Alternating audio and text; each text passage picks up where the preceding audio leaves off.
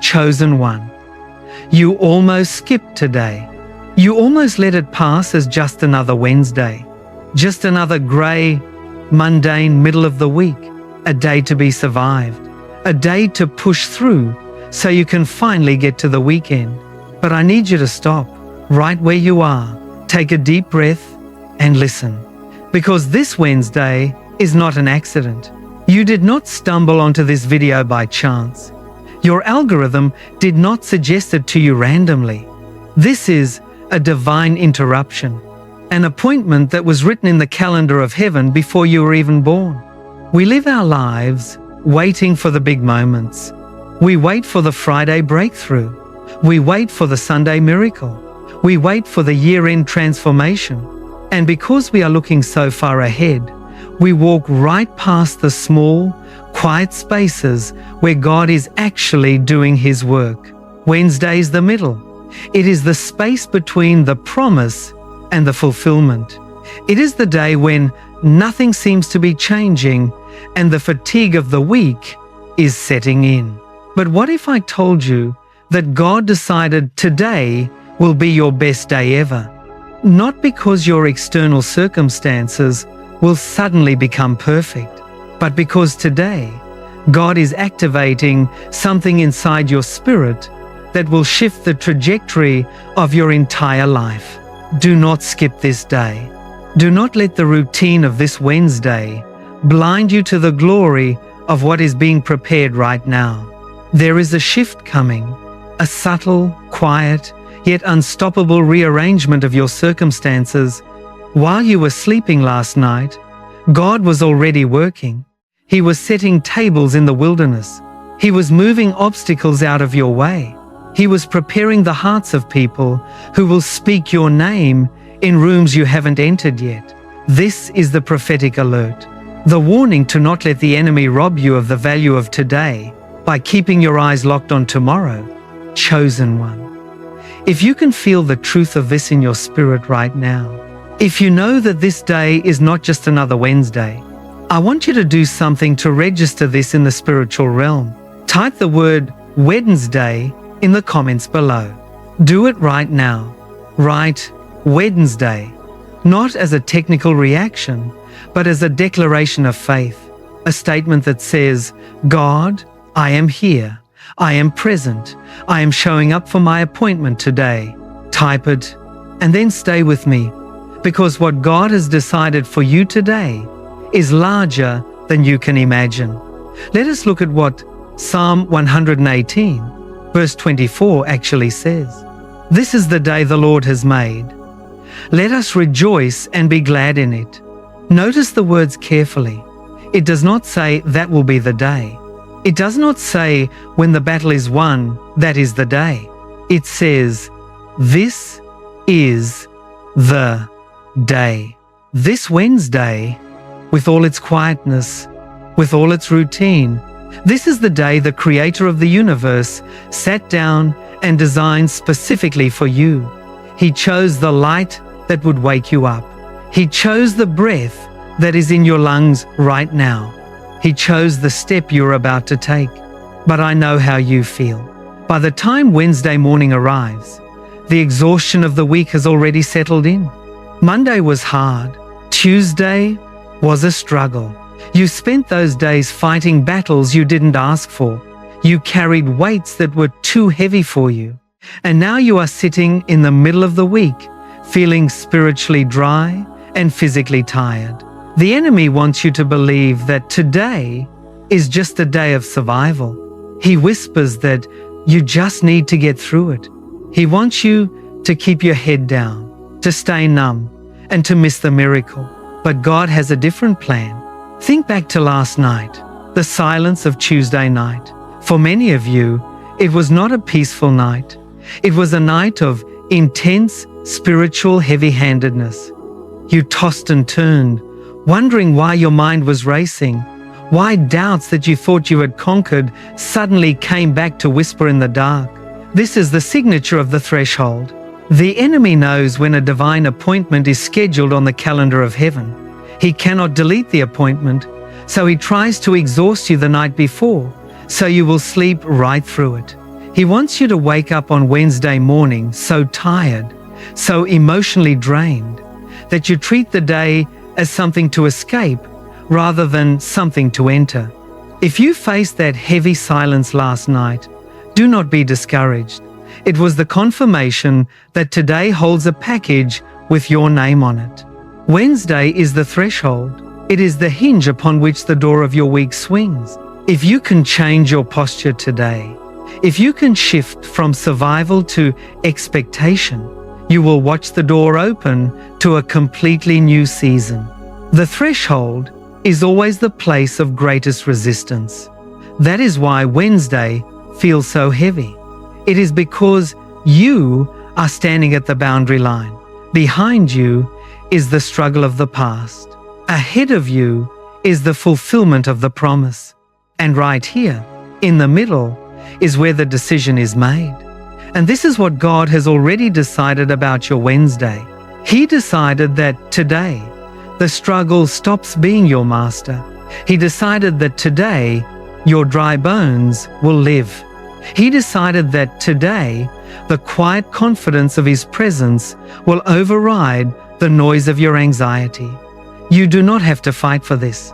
You do not have to earn it. You just have to receive what has already been decided. The decree has been issued from the throne. It is finished. It is done. Now, walk in it. Do not despise the day of small things. These are the words of the prophet Zechariah in chapter 4, verse 10. It is a warning to every chosen one who is tempted to look at their current, quiet circumstances and call them insignificant. We live in a culture that worships the giant leaps. We celebrate the massive promotions, the sudden breakthroughs, the public stages. But God is the God of the small, quiet middle. Wednesday is the epitome of the day of small things. It has no special status in the calendar. It has no holidays dedicated to it. It is just Wednesday. But it is precisely because it is small and overlooked that God has chosen to hide His greatest treasures inside it. The first thing God has loaded into your Wednesday is clarity. For days, or perhaps weeks, you have been walking through a spiritual fog. You have been trying to make decisions, but every path looked unclear. You've been asking God for direction, but the silence felt heavy. Today, that fog is lifting, not with a thunderclap, but like the morning mist that quietly burns away under the heat of the sun. You will find yourself looking at your life with a new perspective.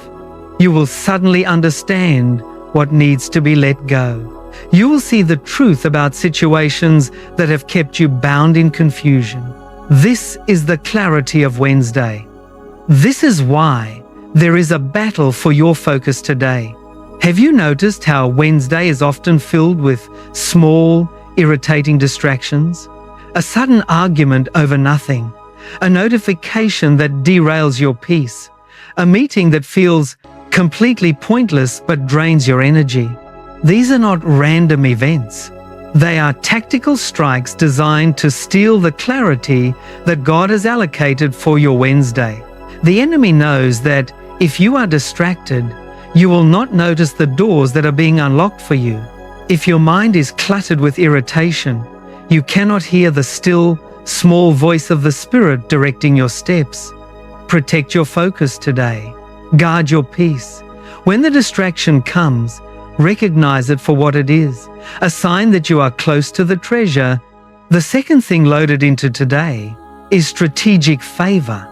Jeremiah 29 verse 11 is a promise you probably know by heart. For I know the plans I have for you, plans to prosper you and not to harm you, plans to give you hope and a future. But these plans are not passive. They are active right now on this very day. Strategic favor means that God is aligning things behind the scenes that you cannot see. It means a door that was locked on Monday is being unlocked today. It means a person who forgot about you last week is being reminded of your name today. It is the unseen alignment that prepares the way for the visible breakthrough. The third thing God has loaded into your Wednesday is the restoration of your strength. You have been running on empty. You have been trying to sustain yourself with your own willpower, your own determination, your own strength, and you are exhausted. But Isaiah 40, verse 29 says, He gives strength to the weary and increases the power of the weak. This is the day God is exchanging your weariness for His strength. It is a supernatural replenishment. You will feel the heavy weight lifting from your shoulders. You will feel the joy returning to your spirit. You will find that you can run again without growing weary. So how do you walk into this shift? You do it by changing your mind. You stop expecting today to be mundane. You stop treating this Wednesday as a day of transit. You show up, you stand tall, you declare, I am ready for the favor that is allocated for today.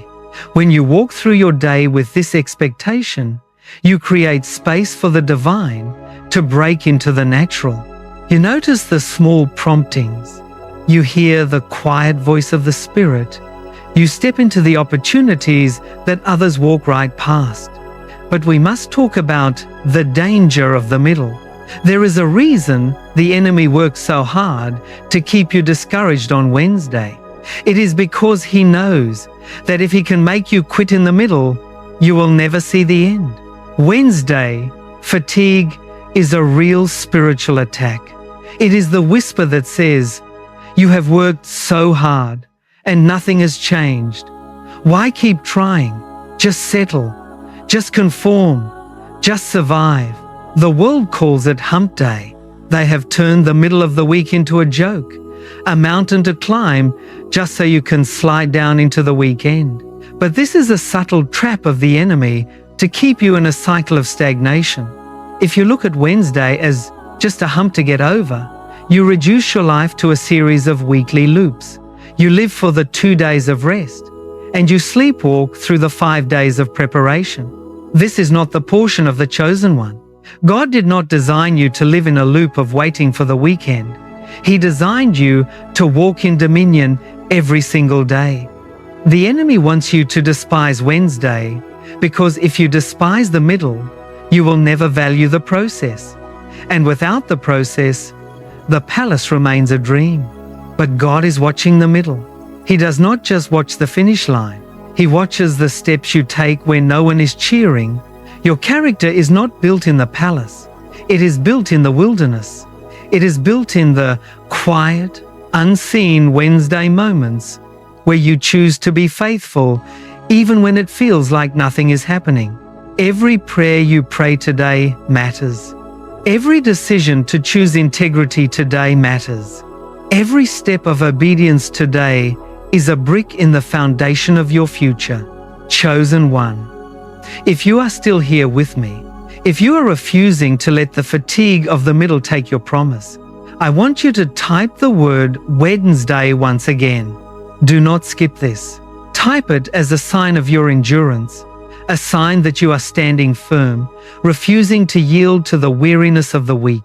Type Wednesday, and know that you are part of a global remnant of chosen ones who are waking up to the power of the ordinary day. We are not waiting for the weekend to worship. We are worshiping today. Now, let us refocus the vision. Take your eyes off the mountain you have to climb. Take your eyes off the giant you have to face. Look at the one who is walking beside you. He is not ahead of you, waiting for you to catch up. He is right here, in the middle of your Wednesday. And because He is here, this day is holy. This day is loaded. This day is decided. Let the vision be clear again. I want to bring in the wisdom of C.S. Lewis here. Because Lewis understood the illusion of the ordinary day better than most, he knew that we are often blind to the deep, silent work of God because we expect transformation to happen in loud, dramatic bursts. In one of his most profound observations, Lewis wrote, "Isn't it funny how day by day nothing changes, but when you look back, everything is different?" Think about your own journey. You look at yesterday, and it looks just like today. You look at today, and it looks like it will be just like tomorrow. You feel like you are standing still. You feel like your prayers are hitting a brass ceiling, and that the routine of your life has become a cage. Lewis himself lived in this grey middle for many years. During his time at Oxford, before his name was known worldwide, he lived a quiet, repetitive academic life. Day after day, he walked the same stone paths, read the same books, and corrected the same student papers. In his letters, he often wrote about the feeling of dullness, the sense that nothing of eternal significance was happening.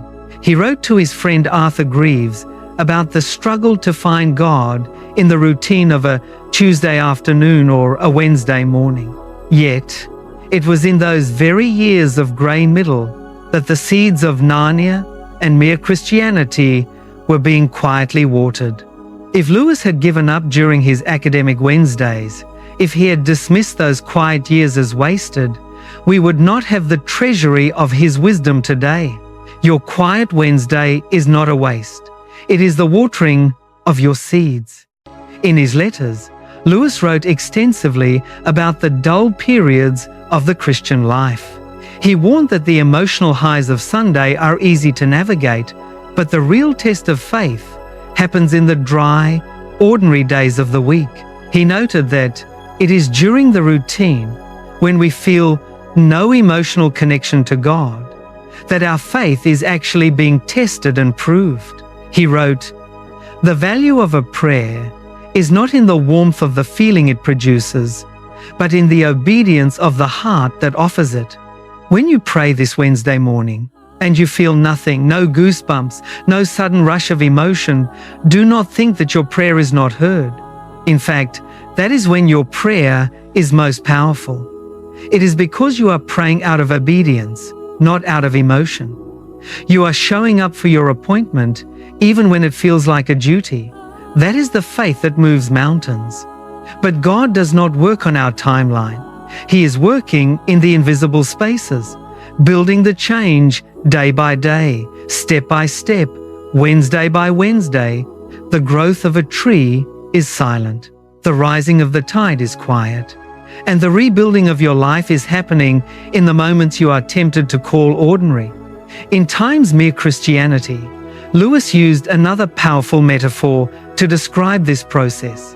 He wrote about God rebuilding the house of our lives. He wrote, "Imagine yourself as a living house. God comes in to rebuild that house. At first, perhaps, you can understand what He is doing. He is getting the drains right and stopping the leaks and so on.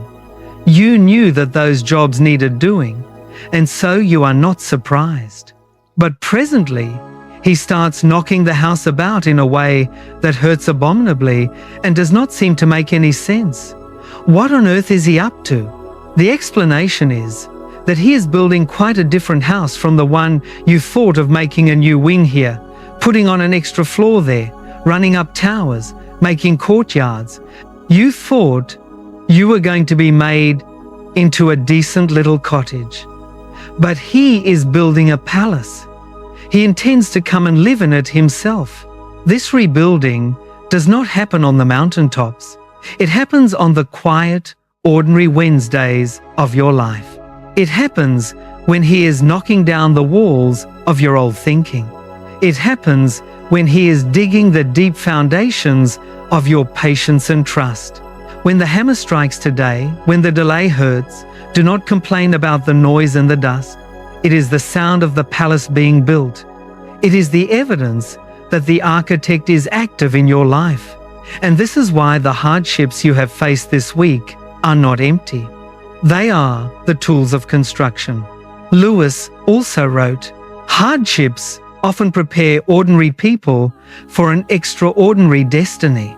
If today feels hard, if the middle of the week feels like a test of your endurance, know that it is not designed to break you. It is designed to prepare you. You are being conditioned. Your spiritual muscles are being stretched.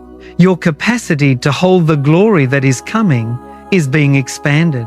The ordinary Wednesday is the gym where the extraordinary destiny is forged. Do not skip the training. Do not run from the weight. Let us look at a story from Scripture that illustrates this perfectly. It is the story of Esther. In Esther chapter 4, verse 14, Mordecai delivers a message that would echo through history. For if you remain silent at this time, relief and deliverance for the Jews will arise from another place, but you and your father's family will perish. And who knows whether you have not come to the kingdom for such a time as this? Esther was a chosen one, but her destiny did not find her in a grand, pre-announced ceremony. It found her on an ordinary day, a day that probably felt just like a Wednesday. She was sitting in the palace, surrounded by luxury, but carrying a heavy heart. She had just heard the news of the decree to destroy her people. The decree was posted on every corner of Susa. It was written in the languages of the empire, sealed with the king's ring, declaring that on a specific day, every Jewish life would be extinguished. Imagine the atmosphere in the city, the weeping, the ashes, the sackcloth. The streets were filled with the sound of mourning, and the shadow of death hung over every home. Esther sat in the inner palace, where the noise of the streets was shut out. She could have pretended it wasn't happening. She could have stayed in her luxury, hoping that her identity as a Jew would remain a secret. But Mordecai's warning broke through her silence. The weight of an entire nation's survival was placed on the shoulders of this young woman. She was not a warrior. She was an orphan who had been lifted to the throne.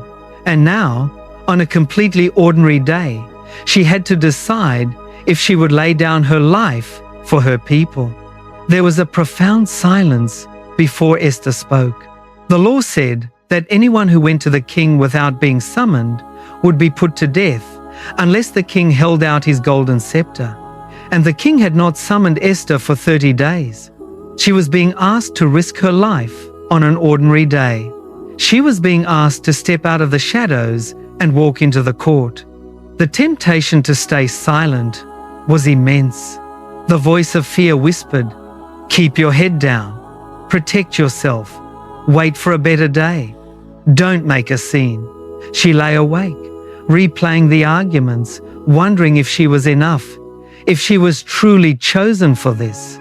But Esther knew that the silence of today would mean the destruction of tomorrow. She chose to break the silence. Breakthrough was not planned by Esther. It was planned by God, but it required her obedience on that specific day. She did not wait for the king to call her. She did not wait for a sign in the heavens. She declared, "If I perish, I perish." And she stepped into the court. That ordinary, heavy day became the turning point for an entire nation, because one chosen one refused to let the fear of the moment keep her from her appointment. The king held out the scepter. The decree was reversed. The enemy was defeated. All because Esther showed up for her Wednesday. To understand the weight of Esther's step, we must look at the law of the Persian court. To enter the inner court without being summoned was to invite immediate death. The only exception was if the king extended his golden scepter. This scepter was not just a symbol of power. It was a symbol of sovereign grace. It was the king's way of saying, "I choose to spare you. I choose to listen to you." Esther did not know if the scepter would be extended. She knew the king's volatile nature. She knew the law. Yet she went. For the chosen one, the good news is that your king is not volatile. Jesus Christ, the King of Kings, has already extended his scepter of grace toward you. He did it on the cross, and he does it every morning. You do not have to approach him with fear of destruction. You can walk boldly into the throne room of grace to find help in your time of need. The step Esther took did not just change her life. It changed the calendar. Purim was established because of that single day. Your obedience today has the same potential.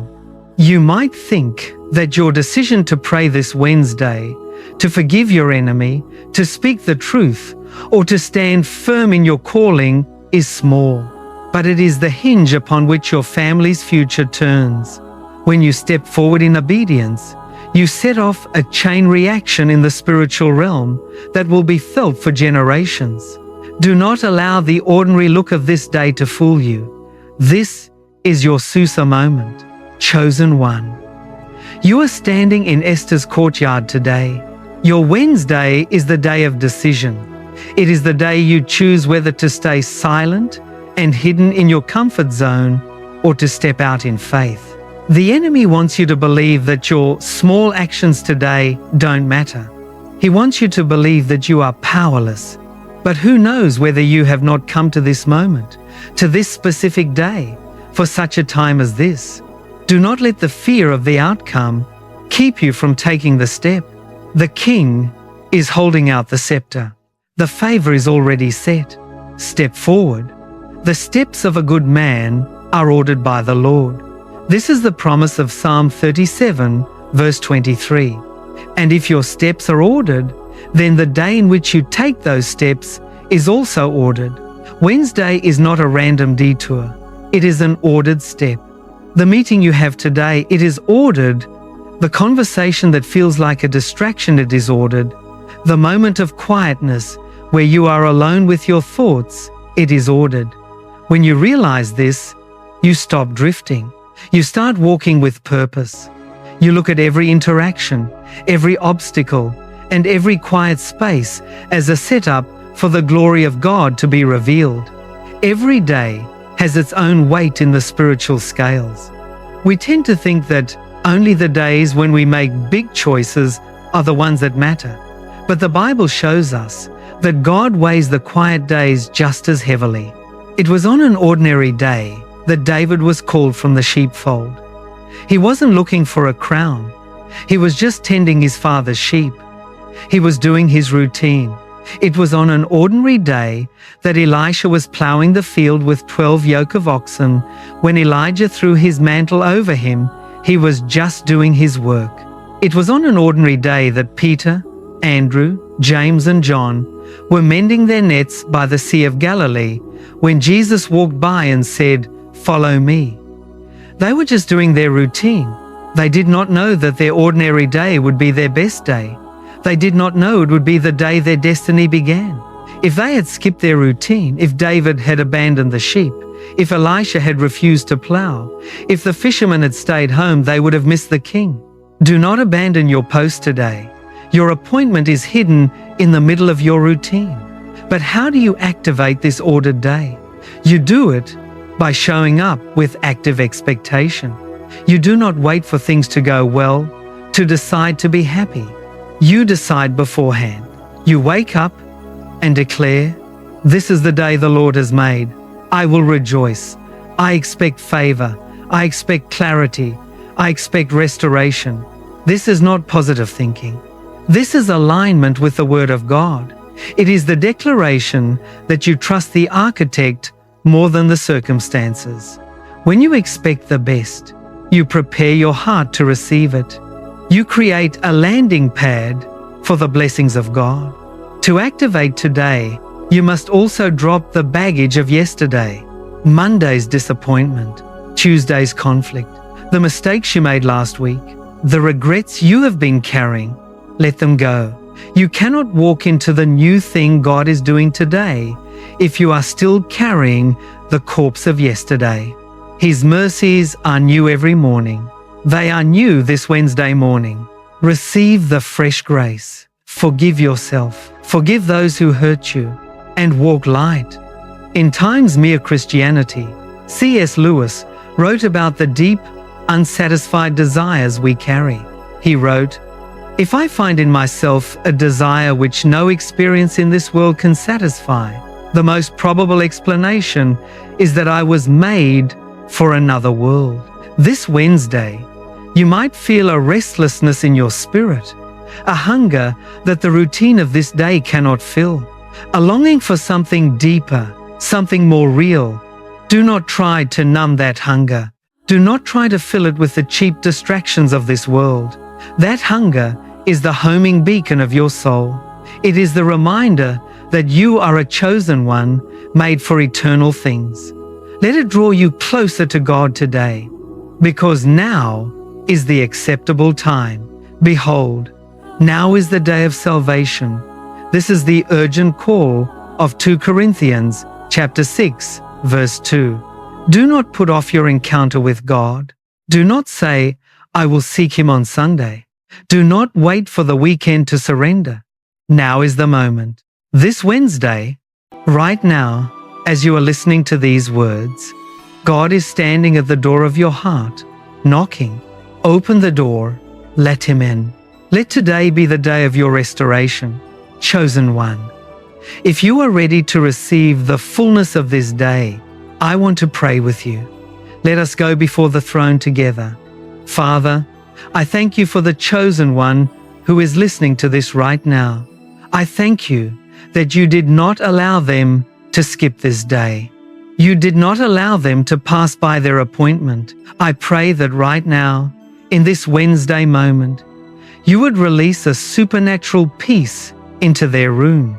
Let the anxiety, the fatigue, and the stress of the week melt away in your presence. Let the noise of the world grow quiet as they hear your whisper. Father, I pray against the spirit of stagnation that tries to lock them in the middle. I break the power of the enemy's lies that say today is insignificant. I declare that this is a day of clarity, of strategic favor, and of restored strength. Open the doors that no man can shut. Reveal the paths that have been hidden. Give them the courage of Esther to step out in faith. Let them know that the golden scepter of your grace is held out toward them right now. Lord, let this Wednesday be the beginning of their best season. Let them look back on this day and say, that was the day everything shifted. Anoint their steps today. Anoint their conversations. Anoint their mind. Fill their heart with the peace that passes all understanding. We seal this day in the mighty name of Jesus. Amen. Chosen one, go forth into today with your head held high. You are not forgotten. You are not overlooked. Your Wednesday is in the hands of the one who makes all things beautiful in His time. Expect the favor. Expect the miracle. Walk in the authority of the chosen one. If this message has stirred your spirit today, if you know that God has called you to a higher place this Wednesday, subscribe to this channel now. Do not miss what God has prepared next. And share this video with another chosen one who is feeling weary in the middle of the week. Be the messenger of hope today. I will see you in the next one.